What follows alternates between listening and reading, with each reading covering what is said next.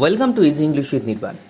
আজকে আমরা পড়ব উইলিয়াম ওয়ার্ডসওয়ার্থের লেখা কম্পোজড আপন ওয়েস্টমিনস্টার ব্রিজ, যেটা কম্পোজ করা হয়েছিল সেপ্টেম্বর 3, 1802-তে। উইলিয়াম ওয়ার্ডসওয়ার্থ কে ছিলেন? উইলিয়াম ওয়ার্ডসওয়ার্থ ইংলিশ লিটারেচারের ওয়ান অফ দ্য গ্রেটেস্ট পোয়েটসদের মধ্যে একজন। সামগ্রিকভাবে ইংরেজিতে যত কবিতা লেখা হয়েছে এবং পৃথিবীতে যত ভাষায় যত কবিতা লেখা হয়েছে, সেই গ্রেটদের মধ্যে সেই সব কবি যারা অল টাইম গ্রেট হয়ে আছেন পৃথিবীর সাহিত্যের ইতিহাসে, তাদের মধ্যে অন্যতম হচ্ছেন উইলিয়াম শেক্সপিয়ার। উইলিয়াম শেক্সপিয়ারকে ইংরেজ রোম্যান্টিক যুগের পুরোধা বলা চলে।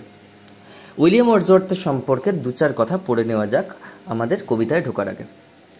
William Wordsworth was one of the pioneers of English romantic movement. William Wordsworth ছিলেন ইংলিশ রোম্যান্টিক মুভমেন্টের একজন পায়োনিয়ার, মানে একজন পুরোধা। ইংলিশ রোম্যান্টিক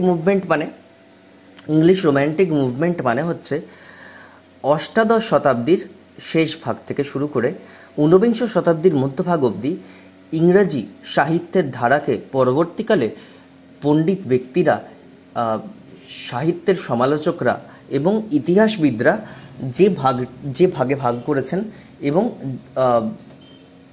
তাদের সেই সাহিত্য ধারার ধরন, তারপর থিমস, তারপর প্যাটার্ন, এগুলো একরকম দেখে এটাকে একটা ভাগে ভাগ করেছেন। সেই ভাগটাকে বলা হয় রোম্যান্টিক এজ। রোম্যান্টিক এজের মূল বক্তব্যগুলো কী ছিল? রোম্যান্টিক এজের মূল বক্তব্য ছিল love for nature, love for human beings, love for god, love for your past ইত্যাদি। Some of his notable works include Lines Composed a Few Miles Above Tintern Bay, Ode to the Intimations of Immortality, Prelude। এগুলো হচ্ছে তার অন্যতম বিখ্যাত কিছু কাজ।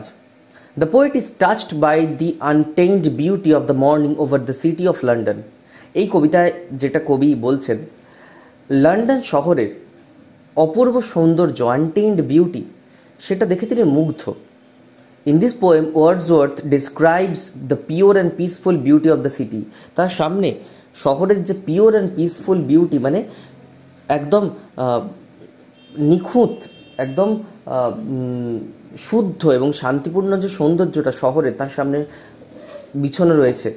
Before the bustle and hurry of the day have started. Bustle মানে হচ্ছে গণ্ডগোল, হারি মানে হচ্ছে ব্যস্ততা। দিনের গণ্ডগোল, ব্যস্ততা শুরু হয়নি, তার আগের বিউটিটা একদমই সুন্দর, নিখুঁত, পবিত্র। The poet is moved by the somnolent beauty of the morning that wraps up the city in tranquility। সকালের এই somnolent বিউটি মানে হচ্ছে এই গম্ভীর, এই শান্ত সৌন্দর্যটা, যেটা ট্র্যাঙ্কুইলিটির মতো, গভীর প্রশান্তির মতো শহরের ওপর ছড়িয়ে আছে, এটাকে দেখে তিনি মুগ্ধ হয়েছেন এবং কয়েকটি লাইন তিনি লিখে ফেলেছেন। তাহলে আমরা এবারে পড়ে নেব লাইনগুলো কি। আমরা শুরু করছি উইলিয়াম ওয়ার্ডসওয়ার্থের লেখা আপন ওয়েস্টমিনস্টার ব্রিজ, কম্পোজড আপন Westminster bridge. Earth has not anything to show more fair. কবি প্রথম লাইনটাই শুরু করছেন একটা স্টেটমেন্ট দিয়ে, যে পৃথিবীর এর চেয়ে সুন্দর আর কিছু দেখানোর নেই। মানে তিনি যে দৃশ্যটা দেখছেন, এটাই পৃথিবীর সবচেয়ে সুন্দর দৃশ্য, সেটা ধরে নিয়ে তিনি কবিতাটা শুরু করছেন।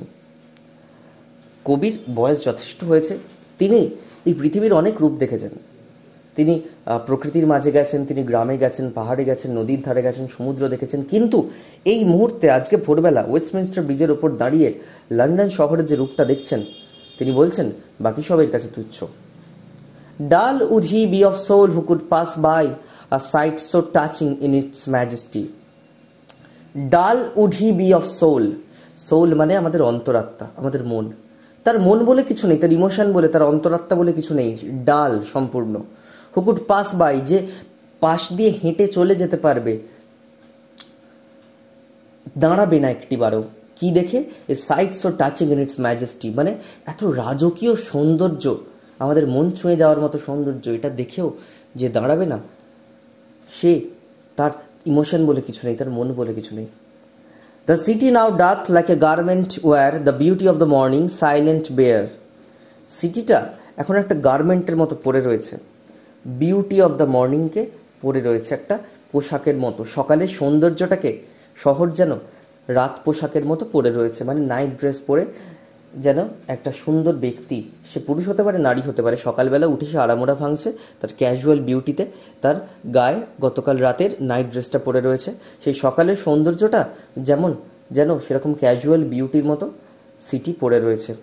Silent bare, beauty of the মর্নিংটা কীরকম বলছে? সাইলেন্ট অ্যান্ড বেয়ার, মানে নিস্তব্ধ আর ফাঁকা, কোনো কিছু তার উপর ঢাকা নেই, মানে কোনো কুয়াশা নেই, কোনো ধোঁয়া নেই। Ships, towers, domes, theatres and temple lie open unto the fields and to the sky. তিনি দেখছেন জাহাজ, গম্বুজ,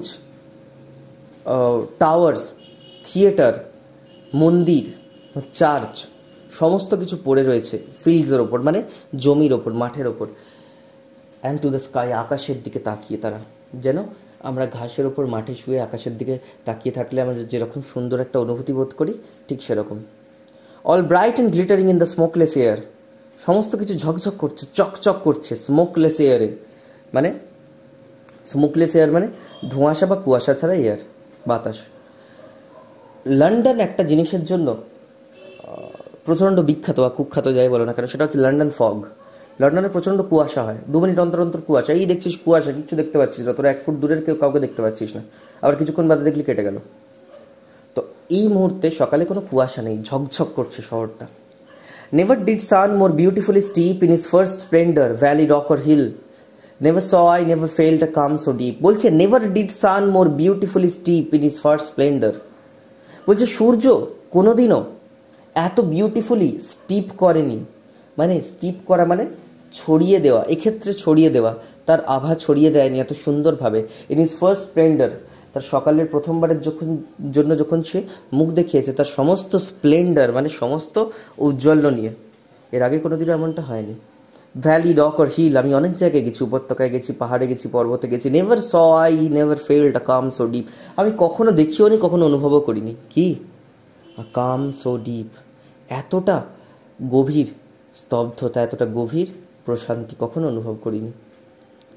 the river glideth at his own sweet will, actually কি কবি কোনোদিনও অনুভব করেনি? আমার মনে হয় না, আমার ইন্টারপ্রিটেশন হচ্ছে কবি অনুভব করেছেন। তিনি যখন নদীর ধারে গেছেন, একটা উপত্যকায় গেছেন, ফাঁকা পাহাড়ে গেছেন, যখন তিনি এর থেকেও বেশি স্তব্ধতা অনুভব করেছেন। কিন্তু লন্ডন শহরে পার্টিকুলার, যে শহর সারাদিন ধরে মানুষের কলরবে মুখরিত, সারাদিন ধরে গাড়ি ঘোড়া, কল কারখানার শব্দ, মানুষের চিৎকার চেঁচামেচি, ধোঁয়া ধুলো, সেই শহরটাও যে ভোরের বেলা এমন রূপ দেখাবে, এতটা নিস্তব্ধতা, এতটা শান্তি কবিকে অফার করবে, এটা কবির কল্পনারও বাইরে ছিল।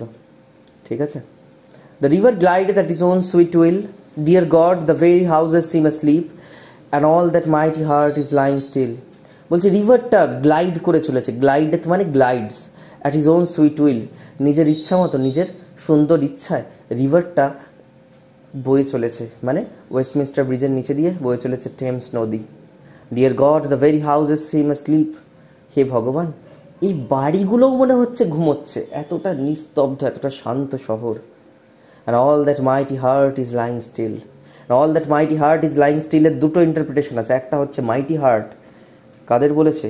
শক্তিশালী মহাশক্তিমান হৃদয়ওয়ালা মানুষদের বলেছে, কারণ মানুষরা একটু পরেই উঠে তো হাঁকডাক শুরু করবে, তারা যেন বিশ্বজয় করতে বেরিয়েছে। আর সত্যিই তো মানুষ বিশ্বজয় করেছে, তারা আর কাউকে কোনো পরোয়া করে না। সেটা একটু সার্কাস্টিক ঢঙে কবি বলেছেন যে মাইটি হার্টরা সব ঘুমোচ্ছে বাচ্চাদের মতো। বা এই লন্ডন শহরটাকেও তিনি মাইটি হার্ট বলে থাকতে পারেন। শহরটাকে তিনি গোটা একটা পার্সনের সাথে তুলনা করছেন, যে এত বড় একটা শহর, ব্রিটিশ সাম্রাজ্যের রাজধানী বলে কথা, পৃথিবীর সবচেয়ে ইনফ্লুয়েন্সিয়াল নগরী, সেও শান্তিতে ঘুমোচ্ছে দুটো চোখ বুঝে, কি শান্ত লাগছে চারিদিক। এই হচ্ছে আপন ওয়েস্টমিনস্টার ব্রিজের ওপর গাড়ি থামিয়ে, ঘোড়ার গাড়িটা থামিয়ে ওয়ার্ডসওয়ার্থ নেমে এই কটা লাইন্স লিখেছিলেন। তিনি অ্যাকচুয়ালি খুব সম্ভবত ইংলিশ চ্যানেল ক্রস করে ফ্রান্সে যাচ্ছিলেন উইথ হিজ সিস্টার ডরথি। তো সেই সময় তিনি এই দৃশ্যটা দেখে গাড়ি থামিয়ে এই লাইন কটা লিখেছিলেন। এই হচ্ছে আপন ওয়েস্টমিনস্টার ব্রিজ। আশা করি বোঝা গিয়েছে। তোমরা যেখানে বুঝতে অসুবিধা হবে ভিডিওটা পজ করে আরেকবার শুনো, এবং আমি বারবার রোজকার মতো আবার বলছি, তোমরা প্লিজ একটা নোটবুক আর পেন ইউজ করো, যে মিনিংসগুলো, ইম্পর্টেন্ট পয়েন্টসগুলো খাতায় নোট ডাউন করো।